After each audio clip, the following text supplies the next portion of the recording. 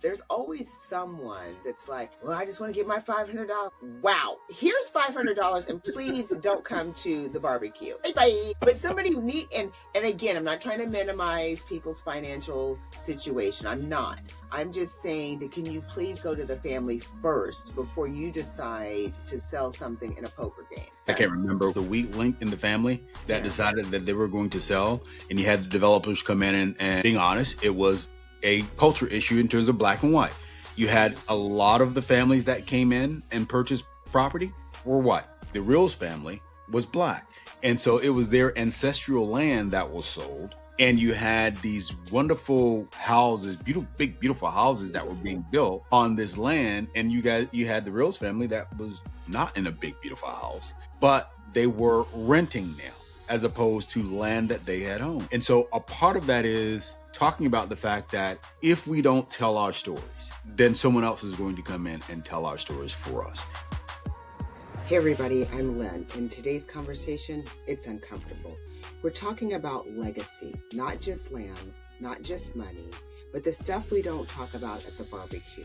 Because somewhere in every family, there's someone that says, I just need my $500. And they don't realize they just sold the story, the privacy, the peace, the generational wealth. We saw it with Silver Dollar Road. We see it every day with Heir's property. And now we're seeing it with digital assets, YouTube channels, merchandise, and intellectual property. If we don't have these conversations, somebody else will be making the decisions for us. So yeah, this may be triggering you a little.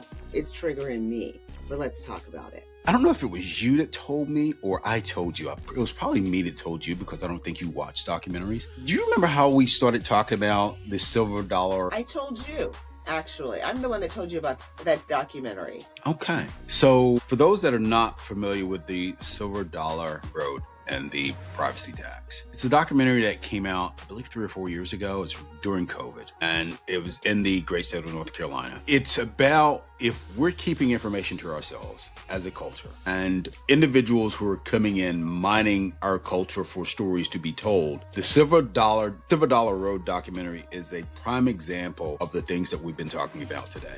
You had these families, or you had this one family, or these sets of families, and a part of them or subset of them sold their property, their piece of property, to a developer. And you had others that were living on this property, and it was Heir's property. They did not have the legal documentation in place to prove that the property was theirs. You had a subset of them that were arrested and spent, I believe, 6 or 7 years in jail for trespassing on property that their family had owned for generations. I remember watching this and getting physically upset about it. Thank you for putting it on my radar. Do you remember that documentary? Yeah, I remember it. Actually, we watched it, my mom and my youngest son and I watched it because we were telling him about his great-grandfather and the farm. And so he said, that's my legacy. And I said, it is your legacy. And that film helped reinforce the message that we were trying to convey to him. I was so angry because of the manipulation of the government and how they exploited. But it wasn't the government that was it. It was the developers that came in. Oh, that's true. It was the developers. But it's always, you talk about family members and their motivations. There's always someone that's like, well, I just want to get my $500. Wow, here's $500 and please don't come to the barbecue. Bye bye. But somebody who and again, I'm not trying to minimize people's financial situation. I'm not. I'm just saying that can you please go to the family first before you decide to sell something in a poker game? I can't remember the weak link in the family that decided that they were going to sell, and you had the developers come in and being honest, it was a culture issue in terms of black and white. You had a lot of the families that came in and purchased property were white. The Reals family was black. And so it was their ancestral land that was sold. And you had these wonderful houses, big, beautiful houses that were being built on this land. And you had the Reals family that was not in a big, beautiful house, but they were renting now, as opposed to land that they had owned. And so a part of that is talking about the fact that if we don't tell our stories, then someone else is going to come in and tell our stories for us. Well, sometimes when people do sell it for $500, they don't look at the throughput, right? So it's not just that you lost control of the land. You do lose control of the privacy, the peace, the story, the historical ancestral story. You lost all of that. But people don't think about that, especially if they do have bills that are due right now, or if they're hungry right now, or if they've got those children that need diapers right now. And I get that. I also get that there has to be real conversation with the families, especially because Big Mama gave it to the siblings, and she or Big Daddy could put that in as stipulations that this can't be sold outside of this family. But again, it comes back to having those conversations, and those conversations leading to the planning that you talked about. I think about what it is that we are doing right now with YouTube, books, and things of that sort, and the intellectual property that's a part of that. And recently I had a good friend of mine transition, and I remember just this morning I was looking through Facebook and looking at birthdays. And typically, and this is just me, this is the way that I process information, this is the way that I process loss. I mean this as no offense to anyone. If you are a friend of mine on Facebook and you transition, I typically remove you from my friend group.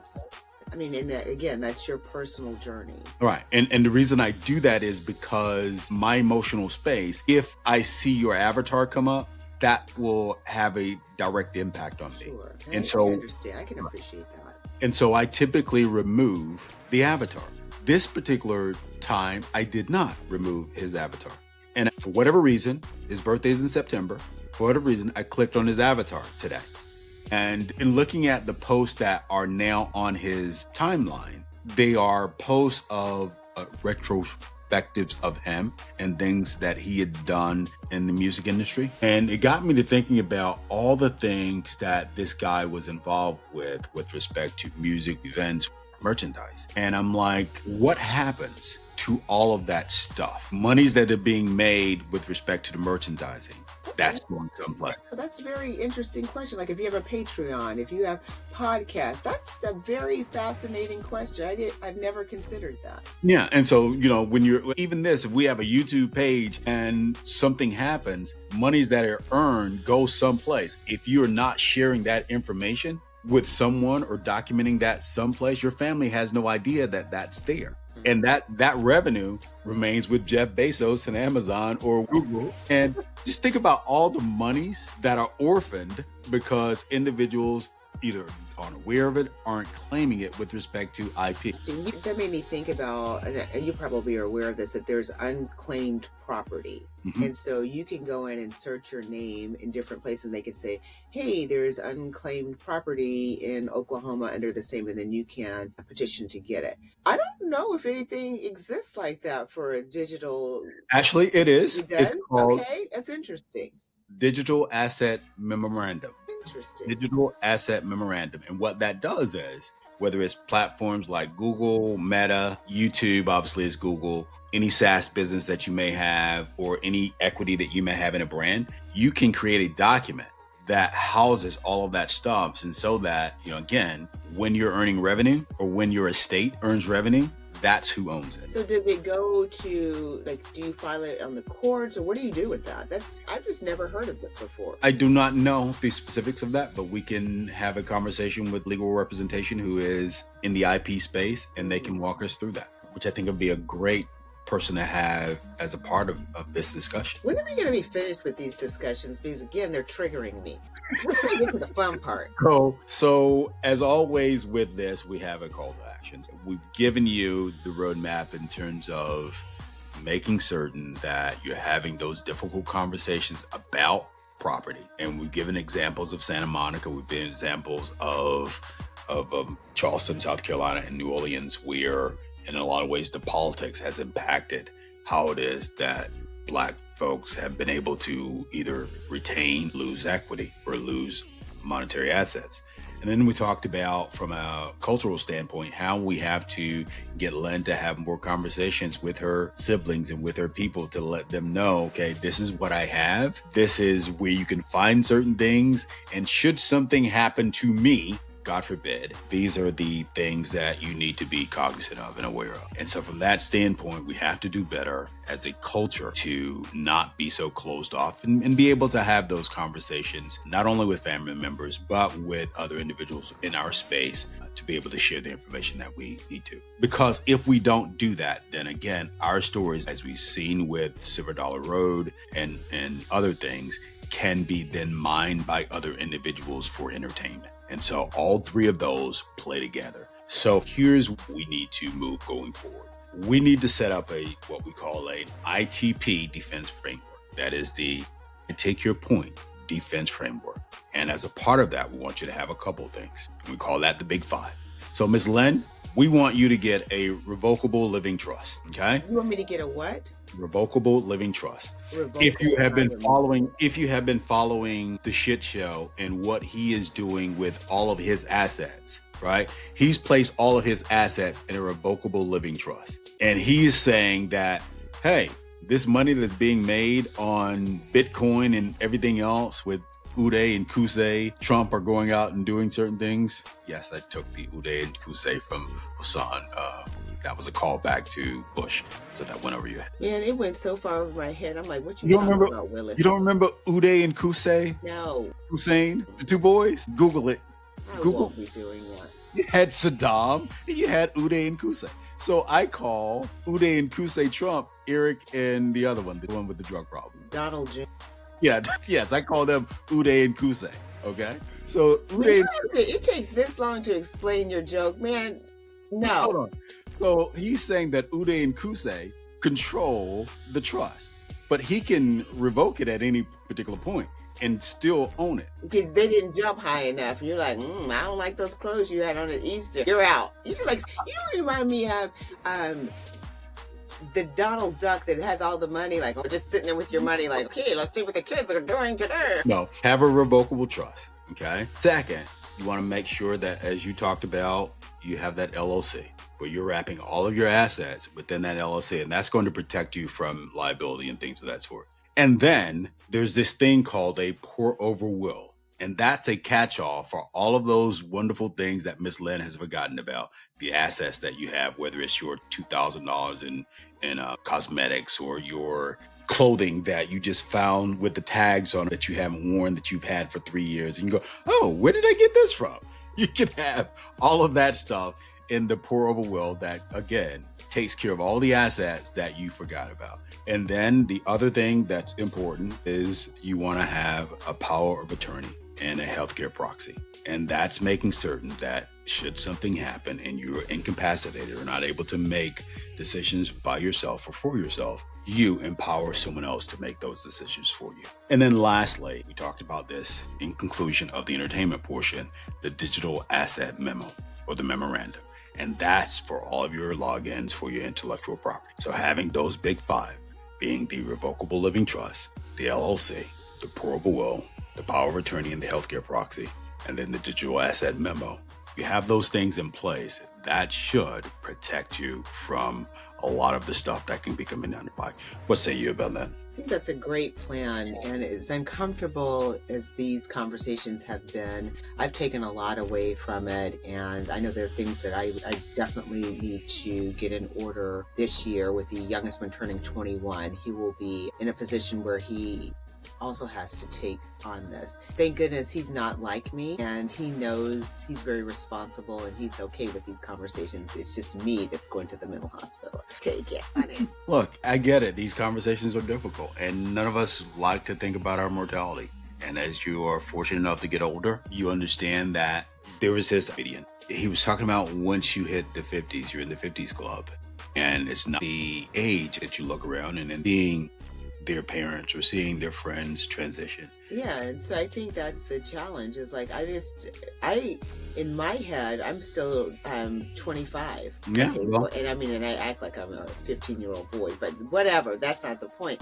And so, and I wonder if it's part of our generation, that for our generation, we had this sense of immortality, and that we lived our life like we were the movie Fame.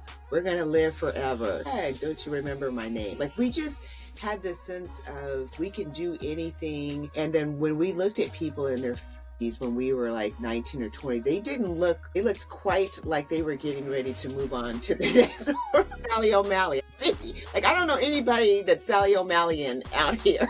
50 is the new 20. It totally is. And it's just like, and I think that it's for a lot of people in my friend group, it's shocking that we are faced with this. And like, well, no, I'm still cool. I'm still whatever. And it's my kids say, girl, I don't think you were ever cool. I take your point. I think that it can be shocking. And one of the reasons that I don't spend a lot of time on regular Facebook is because it's like every other post is the announcement of someone's transition. And I'm like, I can only take so much because I have to protect my headspace. And so we talked today about the silver tsunami. And even though Miss Lynn colors her hair, under her hair is silver. Excuse me? Dude, you've got a lot. You know what, John? I've really had enough of you today. So as a part of the silver tsunami, there are conversations that we need to have. And as a part of the Power and Ownership series, this was a part of that. I get that some of these conversations can be difficult, but if we do the little things, it will save us a lot of work and save individuals a lot of work in the long run with respect to family. Thank you guys again for allowing Miss Lynn to go off the rails on whatever it is that she typically goes off the rails on. I know that in some of the comments, she is taking you to task and you've taken her to task about some of the beliefs that she has. That said, what are some of the comments that jumped out to you this week? There have been so many. There's a lot of support for the new format. People are sharing their experiences, like navigating through property and having these conversations with their family. So if you haven't had an opportunity to go into the comments, like I said, those are the smart people. They're in the comments. There are a lot of subject matter experts, people that sat on city commissions that are adding their stories. I just feel like the community is getting richer and the conversations are deeper, and to facilitate that, people adding in their stories is just creating this really unique and really wonderful space for you to learn and grow and connect with people.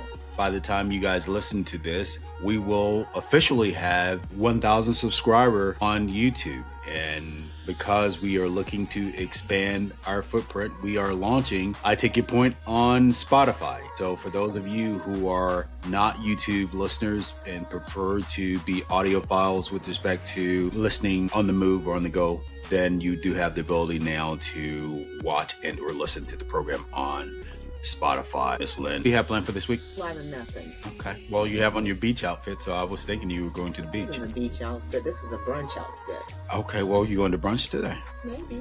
Okay. Well, have fun. Have fun. Brunch is always good. What are you up to, sir? I'm going to get a massage. Why does my massage have to be okay? I don't know, because your massage is just a whole experience, and it's just like everything else in your life that it has to meet these standards and whatever expectations that you have. Instead of just going to get a massage, it has to be this person. They have to do this. I'm like, it's just exhausting. You know what that is, right? A bougie blackness that's What is that, annoying. right? No, John, I don't think that people from Howard are like that. I think you're unique. I just think you are a very unique person. Thank you. I take that as a compliment. Okay, you can take it anywhere you want. All right. So what's the point? The point is this. Ownership without structure is a liability. We can talk about the $7 road. We can talk about Heir's property. We can talk about developers. We can talk about politics. But at the end of the day, none of that matters if we don't handle our paperwork. You don't lose land because someone else is smarter. You lose land because someone else is more organized. And now it's not just land. It's digital assets. It's YouTube revenue. It's Patreon. It's merchandise. It's your intellectual property. See, if something happens to you tonight, does your family know where your logins are? Do they know where the revenue is flowing from? Do they know who owns what? Or does that money default back to the platform? That's the privacy tax. That's the extraction economy. And that's what this episode is really about. Because legacy is not a vibe. Legacy is documentation. It's a revocable living trust. It's an LLC. It's a pour over will. It's power of attorney. It's a healthcare proxy. It's a digital asset memorandum. That's the big five. Again, a revocable living trust, an LLC, a pour over will, power of attorney, healthcare proxy, and a digital asset memo. See, this isn't about being morbid. It's about being responsible. If you're building, if you have people depending on you, then you are in the execution phase. And in the execution phase, we don't assume, we document. Because if you don't write your own story into law, someone else will write it for you. And that's the point. While you're out and about this week, make the time to do something nice for yourself. And while you're at it, take the time to do something nice for someone else. Until next time, we'll talk to you. And that's a wrap. Thank you for listening and spending your time with us on I Take Your Point. For more unfiltered conversations like this, click the link in the description. Huge thank you to our production team. We couldn't do this without you. Quick disclaimer, the views shared are those of the host and guest and are for informational purposes only, not professional advice. Keep building your own table, take care, and be well.